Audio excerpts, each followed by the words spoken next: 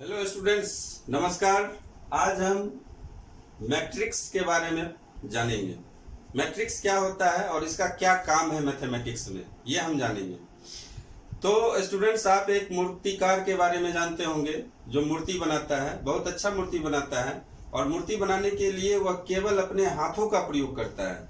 जैसे कि मूर्ति का जो आँख है, कान है, नाक है, मुंह है, उसका आकार देने के लिए वो सिर्फ अपने हाथों का प्रयोग करता है और किसी चीज का प्रयोग नहीं करता है। वहीं एक दूसरा मूर्तिकार है जो मूर्ति बनाने के लिए सांचे का प्रयोग करता है, यानी मोल्ड्स का प्रयोग करता है। वो क्या करता है, मिट्टी गूंथता है और सांचे में ढाल देता है, उसका मूर्ति तैयार हो जाता है, एकदम बिल्कुल अच्छा मूर्ति बनता है उसका।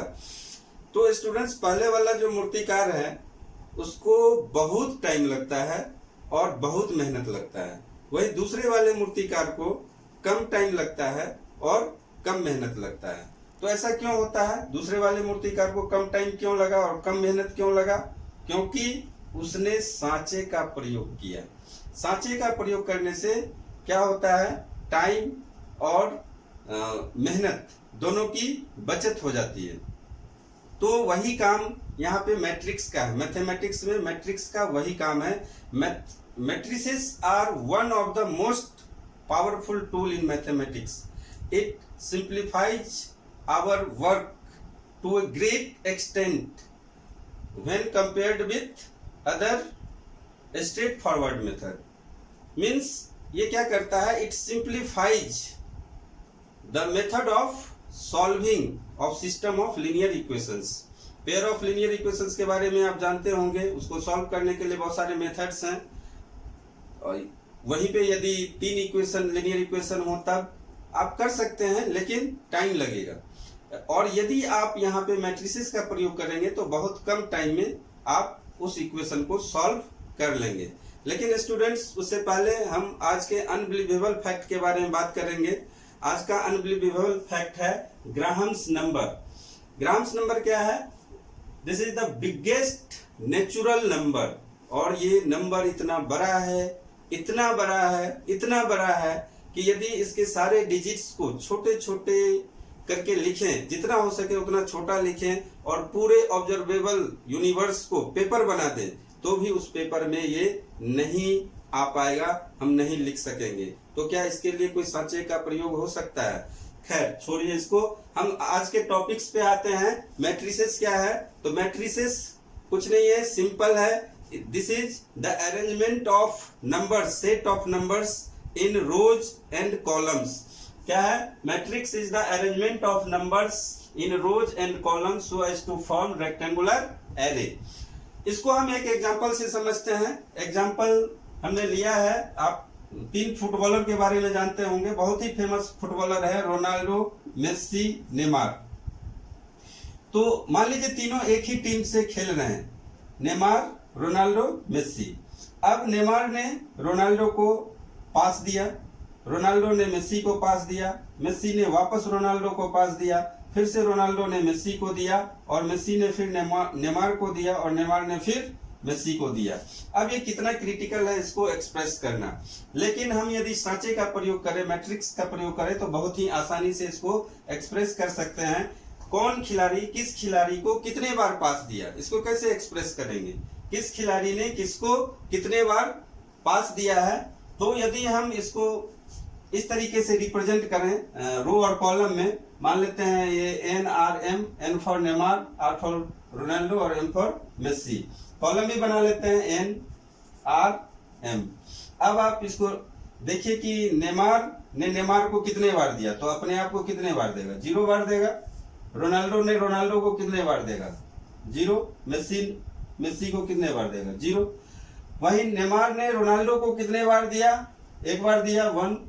फिर नेमार ने मेस्सी को कितने बार दिया? 1 बार दिया, 1। फिर रोनाल्डो नेमार को कितने बार दिया? 1 बार भी नहीं दिया है। देख सकते हैं फिगर में, रोनाल्डो ने 1 बार भी नहीं, नेमार ने रोनाल्डो को दिया, लेकिन रोनाल्डो ने नेमार को नहीं दिया। फिर रोनाल्डो ने मेस्सी को कितने बार दिया? 2 बार दिया है यहाँ पे, तो इसको 2 लिख सकते हैं। और उसी तरह मेस्सी ने नेमार को कितने बार दिया? 1 बार दिया। और मेस्सी ने रोनाल्डो को कितने बार दिया? पास 1 बार दिया। तो आप देख सकते हैं कितना सिंपल तरीके से इस चीज को हम यहाँ पे एक्सप्रेस कर पा रहे हैं। और इसी को यदि इस बॉक्स में रख दें तो ये क्या हो जाएगा, मैट्रिसेस हो जाएगा। ये सिंबल जो है क्या है, मैट्रिसेस का सिंबल है, symbol of matrices, symbol of matrices. और मैट्रिसेस क्या है, मैट्रिक्स का प्लुरल है, मैट्रिक्स सिंगुलर है और मैट्रिसेस प्लुरल है। तो इसको समझने के लिए एक और एग्जांपल हम लोग देखते हैं। स्टूडेंट्स, हमने एक एग्जांपल लिया है, राधा हैज 5 पेन्स। तो इसको कैसे एक्सप्रेस करेंगे, तो इसको एक्सप्रेस करने के लिए it can be expressed as 5, और ये बॉक्स का हमने यूज किया है, बॉक्स यूज किया है 5। इस बॉक्स के अंदर 5 है, ये क्या रिप्रेजेंट कर रहा है, 5 here 5 represents the number of pens that Radha has. 5 क्या है, number in box, number of box, number inside the box, number inside the box represents number of pens that Radha has. यानी राधा के पास कितना पेन है वो इस बॉक्स के अंदर जो नंबर है वो रिप्रेजेंट कर रहा है। दूसरा मान लीजिए, suppose Radha has 5 pens and 10 pencils, तो it can be expressed as 5, 10 inside the box. तो फर्स्ट नंबर क्या रिप्रेजेंट करता है, फर्स्ट नंबर रिप्रेजेंट करता है number of pens that Radha has, and second number क्या रिप्रेजेंट करता है, number of pens pencils, number of pencils that Radha has. Means 5 क्या रिप्रेजेंट कर रहा है, राधा के पास कितने पेन है, और 10 क्या रिप्रेजेंट कर रहा है, राधा के पास कितने पेंसिल्स है। तो इतने बड़े सेंटेंस को ये बॉक्स यूज करके हमने सिंपल तरीके से एक्सप्रेस कर दिया। तो यही काम मैट्रिसेस का है। यहाँ पे क्या है, number of, arrangement of numbers है, अरेंजमेंट ऑफ नंबर्स। एक और एग्जांपल देखते हैं।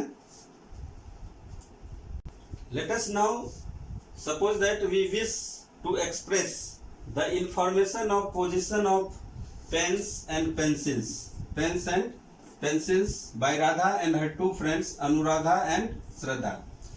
ये इंफॉर्मेशन दिया हुआ क्या है, Radha has 5 pens and 10 pencils, Anuradha has 4 pens and 12 pencils, Shraddha has 6 pens and 8 pencils. तो इसको हम कैसे एक्सप्रेस कर सकते हैं, तो it can be expressed as, it can be expressed as, ये मान लीजिए राधा है, कॉलम में ले लीजिए इसको, राधा, सभी नाम को ले लीजिए कॉलम में, अनुराधा एंड श्रद्धा, और रो में ले लीजिए पेन एंड पेंसिल्स। तो राधा के पास कितने पेन है, 5 पेन है और 10 पेंसिल है। अनुराधा के पास 4 पेन्स हैं और 12 पेंसिल है, और श्रद्धा के पास 6 पेन्स हैं और 8 पेंसिल है। तो इसको हम यदि इस बॉक्स में रख दें तो ये हमें क्लियर बताएगा कि फर्स्ट रो क्या है, राधा का है, सेकेंड रो अनुराधा का है और थर्ड रो श्रद्धा का है। ये हमें बताएगा कि राधा के पास 5 पेन है और 10 पेंसिल है, अनुराधा के पास 4 पेन है और 12 पेंसिल है, श्रद्धा के पास 6 पेन्स हैं और 8 पेंसिल्स हैं। तो इसको हम लोग क्या बोलते हैं, रो 1। ये पहला रो हुआ, R1 से डिनोट करते हैं इसको, R1। और ये क्या हो जाएगा, रो 2, इसको R2 से डिनोट करेंगे। और ये क्या हो जाएगा, रो 3, ये इसको हम लोग R3 से डिनोट करेंगे। उसी तरह ये क्या है, कॉलम 1 है, कॉलम 1, इसको C1 से डिनोट करेंगे। और ये क्या है, कॉलम 2 है, इसको कॉलम 2 बोलेंगे, ये C2 से डिनोट करेंगे। तो इसका मतलब है कि इसमें कितने रो है, 3, और 3 रोज हैं और 2 कॉलम्स हैं। तो इसका ऑर्डर क्या हो जाएगा, ऑर्डर हो जाएगा 3x2। इसको हम दूसरे तरीके से भी लिख सकते हैं। दूसरा तरीका कैसा होगा, पेन और पेंसिल को कॉलम में लिखें और नेम को रो में लिखें। तो दूसरे तरीके से हम बता सकते हैं, तो दूसरे तरीके से कैसे लिख सकते हैं, तो यहाँ पे आप लिख दीजिए राधा, रो में अनुराधा और श्रद्धा, और कॉलम में आपका आ जाएगा पेन पेंसिल, पेन्स पेंसिल्स। तो राधा के पास कितने पेन हैं, 5 हैं, और पेंसिल कितने हैं, 10 है। अनुराधा के पास कितने हैं, 4 पेन हैं और 12 पेंसिल है। श्रद्धा के पास कितने पेन हैं, 6 पेन्स हैं और 8 पेंसिल्स हैं। तो इसको ये भी हम लिख सकते हैं। तो इसका ऑर्डर क्या हो जाएगा, अब यहाँ पे ये क्या हो जाएगा, R1, इसको हम लोग लिखेंगे R2, रो 1, रो 2, और अब कॉलम कितने हो जाएंगे, 3, C1, C2 और C3। तो अब इसका ऑर्डर क्या हो जाएगा, ऑर्डर हो जाएगा अब इसका 3, रो पहले लिखेंगे, नंबर ऑफ रोज पहले लिखेंगे 2x3। यहाँ पे क्या था, 3x2, कितने रो थे, 3 थे और 2 कॉलम, तो रो पहले और कॉलम बाद में। यहाँ भी क्या हो गया, 2 रोज है, 3 कॉलम है, तो 2 पहले 3 बाद में, 2x3। तो हमने बात की यहाँ पे ऑर्डर, ऑर्डर क्या है इसके बारे में अब हम जानेंगे। ऑर्डर ऑफ मैट्रिक्स क्या है, a matrix having m rows and n columns is called a matrix of order m cross n। पहले ही हम बता दिए हैं कि number of rows multiplied by number of columns क्या होगा, ऑर्डर होगा। जैसे हमने एक मैट्रिक्स लिया था 1 2 3 4 -1 2 4 1 2, तो इसको हम लोग, इसमें कितने रोज हैं, 3 रोज हैं, R1 R2 R3। कितने कॉलम है, 3 है, C1 C2 C3। तो ऑर्डर कितने होंगे इसके, ऑर्डर हो जाएंगे 3x3, 3 रो 3 कॉलम। मान लीजिए दूसरा मैट्रिक्स है 1 -1 0 2 1 1। तो इसका ऑर्डर क्या हो जाएगा, कितने रो है, 2 रो है और कॉलम कितने हैं, 3 है। तो ऑर्डर इसका हो जाएगा 2x3। तो जो m क्रॉस n मैट्रिक्स है, इसका मतलब है कि उसमें m रोज होंगे और n कॉलम होंगे। तो सिंपल रिप्रेजेंटेशन ऑफ मैट्रिसेस क्या होता है, मान लीजिए ये कोई मैट्रिक्स है, तो उसको हम लोग लिख सकते हैं Aij m क्रॉस n। अब i क्या है, तो i का वैल्यू क्या हो सकता है, ये रोज को रिप्रेजेंट करेगा और j कॉलम को रिप्रेजेंट करेगा।